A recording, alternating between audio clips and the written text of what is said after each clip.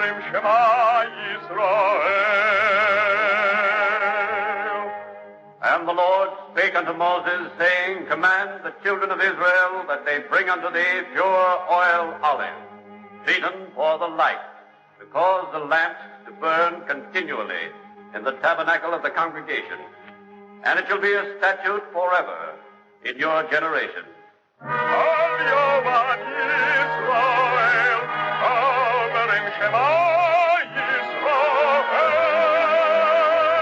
The eternal light.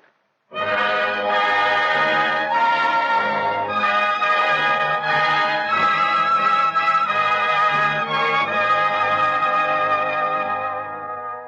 National Broadcasting Company and its independent affiliated stations make free time available to present The Eternal Light, a program which comes to you under the auspices of the Jewish Theological Seminary of America.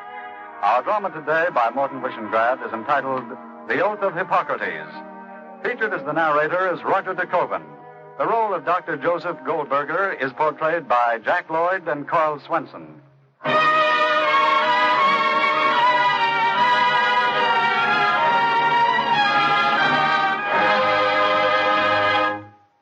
The words may be found in any Italian dictionary. Pele? Pele, a word meaning skin.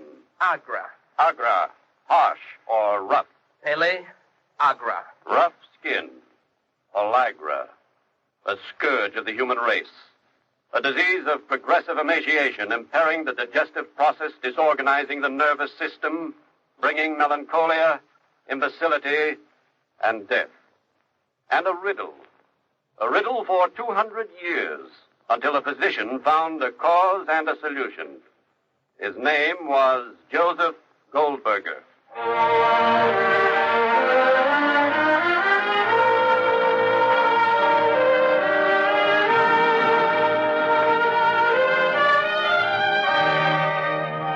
What are the origins of a hero? From what source does he derive his strength? He was an immigrant boy, the son of immigrants. He spent his youth in the slums of the Lower East Side of New York. And in his father's little grocery store on Pitt Street in the year 1892, young Joseph Goldberger waited to take a step toward immortality, while his father said, A quarter of a pound of pot cheese, Mrs. Melnick. What else, please? Papa. Excuse me, Mrs. Melnick. Joseph, I am waiting on a customer. A measure of sour cream, and that's all. Joseph, please, a measure of sour cream for Mrs. Oh, Melnick. here, I brought a glass, Joseph. Thank you. Papa, I want to tell you, I'm not going back to engineering school. Oh, excuse me, Mr. Goldberger. Could I also have 5 cents worth of black olives? Just a moment, Mrs. Melnick. What do you mean you're not going back to engineering school? I've decided to become a doctor. You're spilling the sour cream. I want to enter Bellevue. That's 23 cents, Mrs. Melnick. Mr. Goldberger, can you trust me today? My husband says there'll be work in the shop next week. Joseph, write down 23 cents for Mrs. Melnick. Put it in the book. Yes, Papa.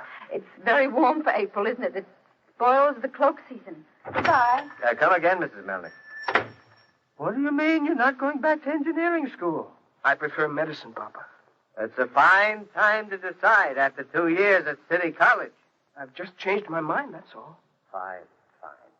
Everybody will work 18 hours a day in the store so that you can change your mind every 2 years. I don't think I'll change my mind again. A fine recommendation. Papa, I want to help people. Ooh, you're starting with that again. Papa, I want to help people. I want to build bridges. I want to dig tunnels. I want to put up wonderful buildings. This is different. It's the human body. That's a structure, too, Papa. Maybe the people and the buildings are more important than the buildings. You'll have to talk to your mother. Thanks, Papa. Now, I haven't committed myself. So you talk to Mama. If Mama's crazy enough to say yes, I'll be crazy, too. I won't say no.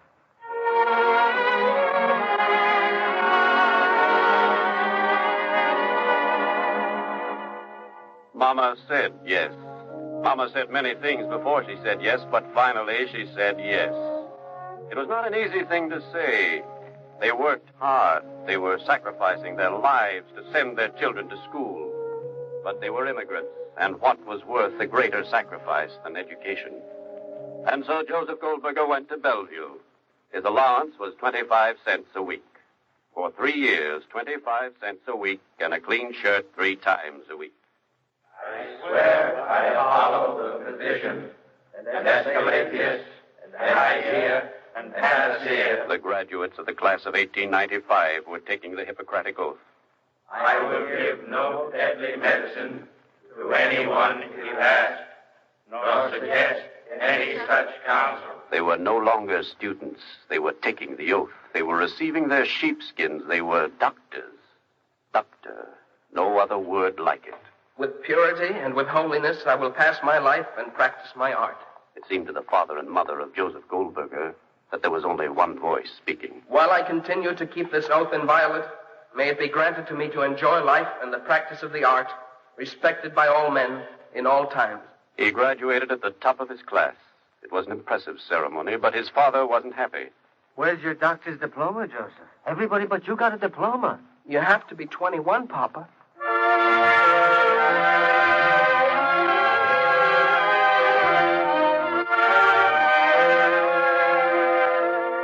He received his diploma while he was completing his internship at Bellevue.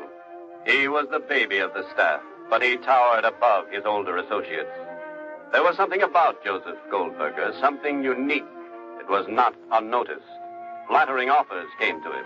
I'm grateful, sir, but I don't believe I want to enter private practice. I want to study bacteriology. He spent his spare time glued to a microscope. His fellow interns constantly tried to drag him off to lectures, but he said, I don't know. You can always read a lecture in a book, but in a book, you can't look through a microscope, can you? And he was destined for the microscope. He knew it. Nevertheless, he allowed himself to be persuaded to set up an office in his parents' home. Joseph, not that Mom and I are complaining, but in these months since you opened the office, your entire earnings... It comes to $17.50. Joseph, I'm afraid you're going to be a failure. Papa, Mama, his brothers, his sisters, they escorted him to the ferry. He was going to go to Wilkes-Barre, Pennsylvania. He was going to make a fresh start. Maybe in Wilkes-Barre, Joseph Goldberger wouldn't be a failure.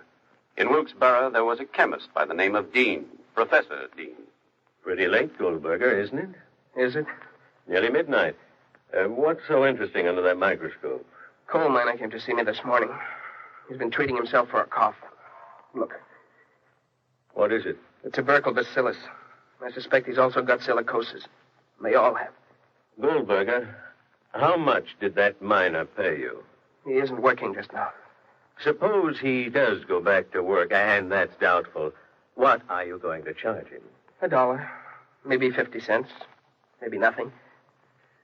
I suppose I'm a fool. Why don't you send bills out to your patients? I'm a doctor, not a bookkeeper. Well, there's nothing indecent about accepting a fee for a service. But they're sick people. It means they're not working. They're worrying because they're spending their savings. It makes them sicker. Professor Dean, how can I send a bill to people like that? It's against your blood chemistry to do it.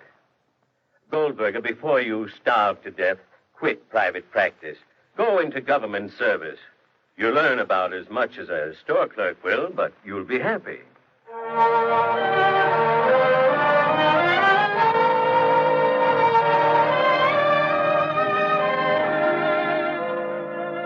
He took the competitive examination for the United States Public Health Service, then known as the United States Marine Hospital Service. When the results were posted, he stood first on the list. Congratulations, Goldberger. I'll help you pack. The salary was $1,600 a year. It was very little, but he didn't have to submit bills to patients. And for the remainder of his life, Dr. Joseph Goldberger would redeem the oath of Hippocrates. With purity and with holiness, I will pass my life and practice my art.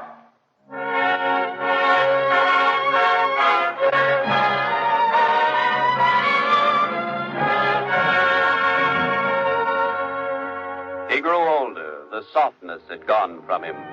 Until now, he had been a boy. Now, he was a man. It wasn't only the additional years. It was the working day of the man of science. The day which became a week and a month, a year, many years.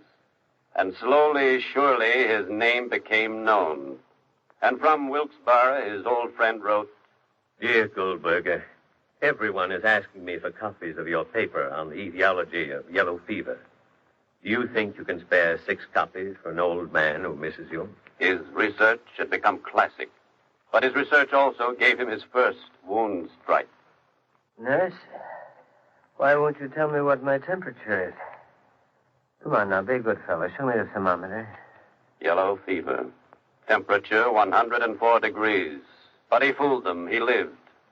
While he was convalescing, typhoid was discovered in the nation's capital. Congress was uneasy. The U.S. Public Health Service sent for Goldberger. Dear Professor Dean, Washington, D.C. isn't too far from Wilkes-Barre. I hope we can get together soon. But he was only being polite. He gave himself no time for leisure. He was a fanatic for work. Professor Dean wrote back, I hear that the U.S. Public Health Service has reserved a horse and buggy for your use during investigations on typhoid. Goldberger, please don't overwork the horse. He merely overworked himself and traced the cause of the typhoid epidemic. Congress breathed easier, and the U.S. Public Health Service sent Goldberger on to fight dengue fever. Goldberger fought and won, but he came down with dengue fever himself. Nurse, what's my temperature? Wound stripe number 2. He got off easy this time. It was fortunate. He needed his strength. Back in Wilkes-Barre, Professor Dean boasted to his friends.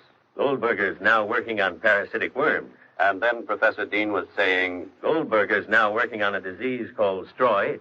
He found the cause. And as usual, he exposed himself to the danger. Goldberger's now working on diphtheria. He seemed to bear a charmed life. Then he was called on to fight typhus. Wound stripe number 3.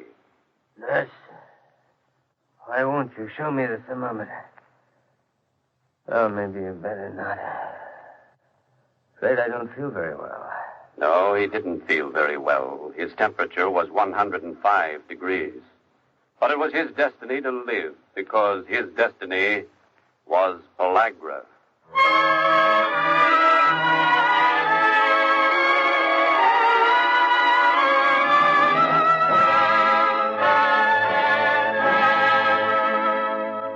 It was 1914. This was happening in many places throughout the South. Doc, the rash went away, but these rough spots are left. It was widespread. Congress was worrying. I got headache, Doc, all the time. All over the South. Congress worried enough to appropriate $80,000 for an investigation. My tongue feels like it's scalded. Doc, how long? You can tell me. My brother Jeff went crazy. They took him away. I hear he's dead now. Well, you can always say that for the South. When a man ain't got nothing else to do, he can always die.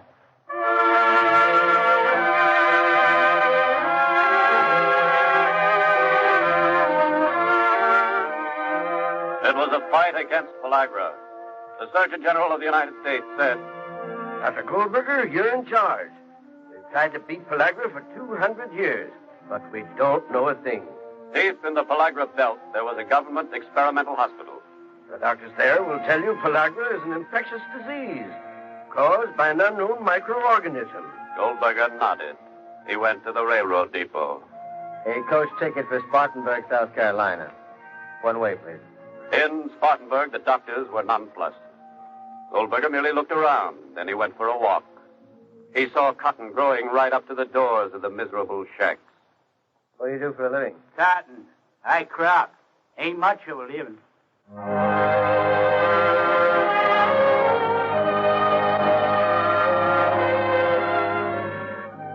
He was no cold-blooded investigator. He had come as a boy of 7 from Hungary. He had lived on the Lower East Side of New York. He understood poverty. Perhaps that was the difference between Joseph Goldberger and 200 years of investigations. Goldberger understood poverty. In Jackson, Mississippi, at an orphanage, he continued to ask questions. How many orphans do you have here? There are 211 children. How many have pellagra? 168. Are you with these children? Every hour, every day. You ever had pellagra? Never thought of that before. Well, have you? No, Dr. Goldberger. I never had pellagra.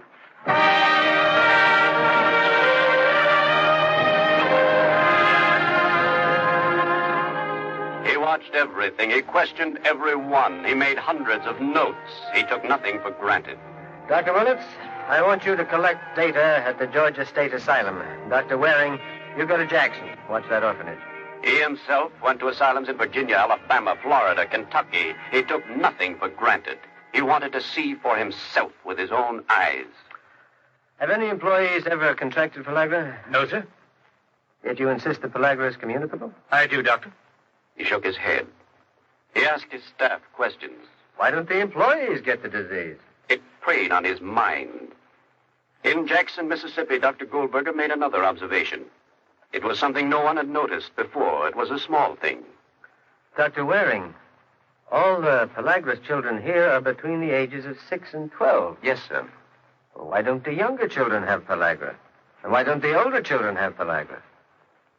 Dr. Waring, do you suppose I could talk to one of the children? She was a little girl, 7 years old. What's your name? Virginia. Now, let me see your tongue. Mm-hmm. How does it feel? It hurts. Virginia, what do they give you to eat? How many grits? Uh-huh. And corn mush and syrup and molasses. Mm-hmm. What else? And gravy and sour belly and biscuits. Mm-hmm. What do you drink? Water. No milk? Hardly ever. You ever get an egg? No, sir. No egg. And no butter? No, sir. Dr. Waring, do the children below 6 years old get any milk? They do, Dr. Goldberger. How about the children over 12? No milk, but they get more meat. In other words, there is no pellagra in those children who get animal proteins in their diet. He said it almost to himself. He was developing a theory. Biscuits, hominy grits, corn mush, syrup, molasses, gravy, sour belly. No animal protein elements. The world is full of children like Oliver Twist, children with empty plates. The anger began to well up in him. He was a tactful man, but he spoke sharply to the orphanage trustees. Stop spending money on painting the buildings. Give the children better food. I beg your pardon, sir. I want the children to have milk. Milk, sir? Cow's milk every single day. I want them to have an egg. An egg, sir? A hen's egg every day. I want them to have fresh meat. I sympathize with your intention, Dr. Goldberg. I approve. Your purpose is commendable, praiseworthy, and laudable, and motivated by the proper spirit. But you don't have the money. Exactly, Doctor. Except for painting the buildings and improving the grounds. I suppose we deserve that, Doctor. The flannel had gone from the trustee's mouth. He was a disturbed man, worried about the children in his care. We just don't have the money to do the things you want. Well, then do something. Help me conduct an experiment. Try us, Doctor. Anything you want. We'll put those children on a diet that includes milk, eggs, lean meat, and butter. The government will pay. We'll try it for 2 years and see what happens.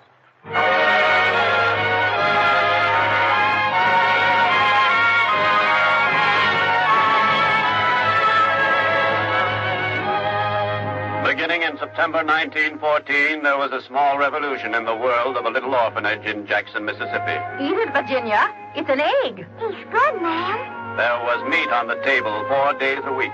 Eat like a little lady, Virginia. Sop up the gravy. Yes, ma'am. 14 ounces of milk a day for Virginia, 1 egg, lean meat 4 times a week. Her color's better, Waring. Virginia, show Dr. Goldberger your tongue. Very good, little girl. Go out and play.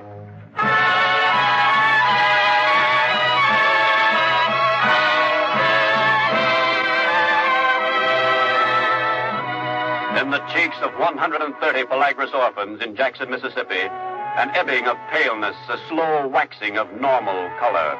Movements less lethargic, eyes brighter, skin no longer the color of saffron or the texture of leather. Dr. Joseph Goldberger was not an impulsive man. He continued his observations. He was ready now for the next step. He went to see the governor of the state of Mississippi. If suitable diet can cure pellagra, then unsuitable diet should produce pellagra in otherwise healthy persons. Governor Brewer, will you offer a pardon to every convict on the prison farm who volunteers to be a guinea pig? What would the public say? Suppose the newspapers found out. Well, the prisoners won't die of pellagra when they get it. If they get it, I'll cure them. But how are they going to get it? For 6 months, they'll eat nothing but biscuits, mush, grits, cornbread, cabbage, rice, and sweet potatoes. All they can eat. And that'll give them pellagra? It will, if I'm right. How many convicts do you need? 12 will do. All right, Dr. Goldberger. I'll talk to the state's attorney first. There's some legal aspects we'll have to iron out.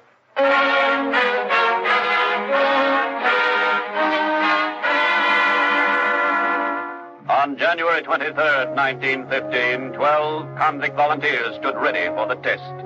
They had seen their lawyers. They had signed the necessary papers. Listen. These are the benefactors of society.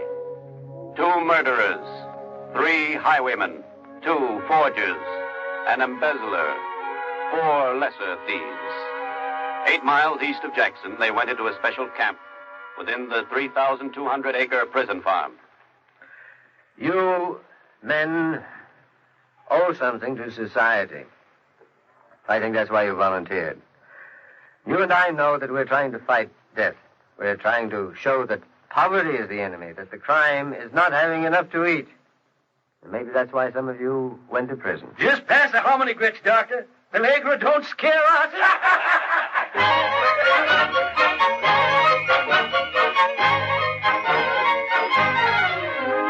But after a few weeks, there was less laughter. Mouth don't feel just right. Got me a little headache. Backache, too. Doc, maybe this wasn't such a good idea after all. They watched. Goldberger and his assistant, Dr. Wheeler, waited for the first telltale signs of rash. 1 month, 2 months, 3 months, 4 months. The governor began to fret. I remind you, Doctor, that the experiment terminates in less than 6 weeks. On September 12th, it happened. 4 experts in dermatology were present. They examined the convict. The diagnostic location is on the back of the hands. Now, this is a typical erythema. Gentlemen, this is pellagra.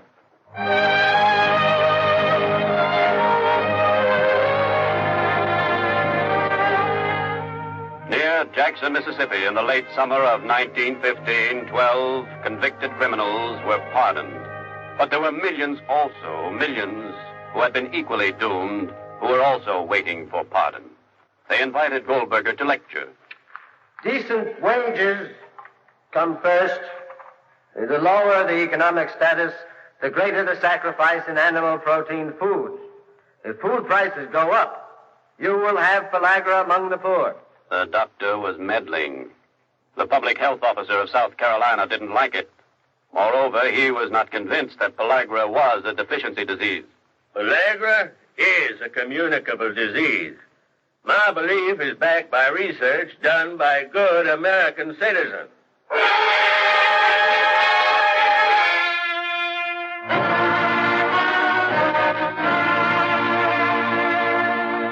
Goldberger did not smile. He had to prove his theory and something else.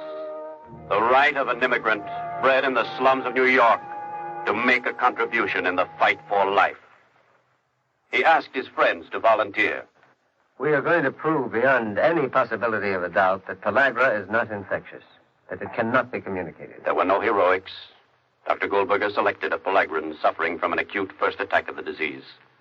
He inserted a syringe and drew an ounce of blood from a diseased vein. Dr. Wheeler, I will inject 5 cc's into your shoulder, and then you will be good enough to do the same for me. He swabbed out the nasal secretions of pellagra's patients. Then Goldberger applied the swab to his own nose and throat. The others did the same. They waited. Nothing happened. Scrape the scaling sores. We'll mix it with pellagra's excrement and eat it. They repeated the experiment. They repeated it again. They waited for symptoms. The tests were crueler, but the waiting was worse. Weeks of waiting, but no symptoms of pellagra. It would seem fair to say that pellagra is not a communicable disease.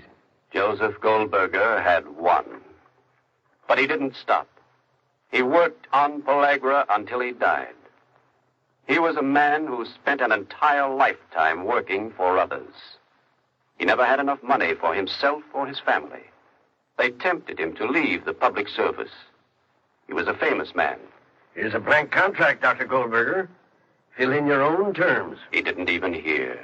He said, You'll find the roots of pellagra in the tenant system, in single-crop agricultural production. The problem of pellagra is a problem of poverty.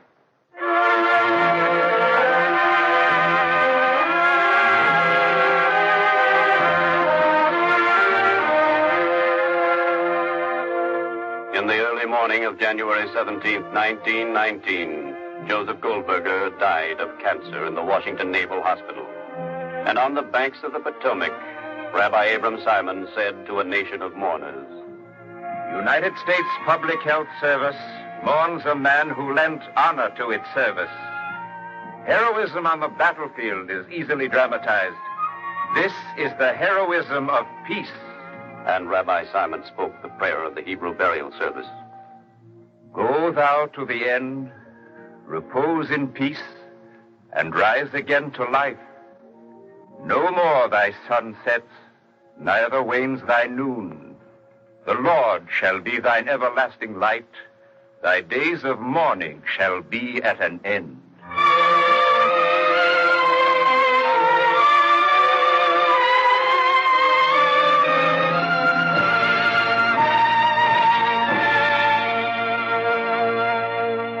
They will tell you that prophecy is a biblical custom, and they will speak historically of saints. But not all righteousness is in the past. Neither is justice an ancient posture, nor do the saints survive only in tradition. There have been good men in your day and in this generation. There have been modest men born in poverty, electing to live in poverty, dying in poverty. And if you and I have ignored them until now, surely we should ignore them no longer. For they are the bringers of light and life.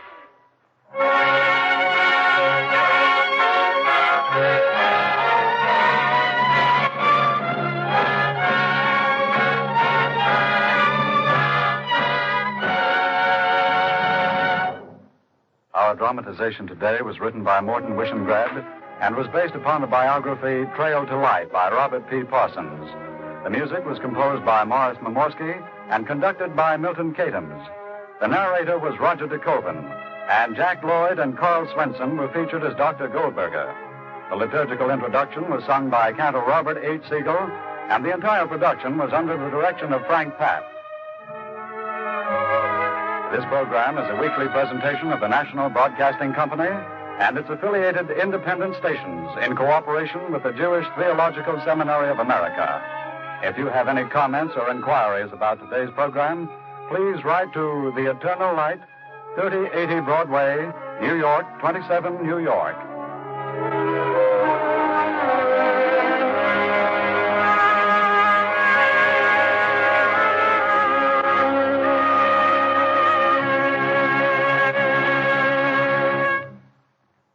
This is NBC, the National Broadcasting Company.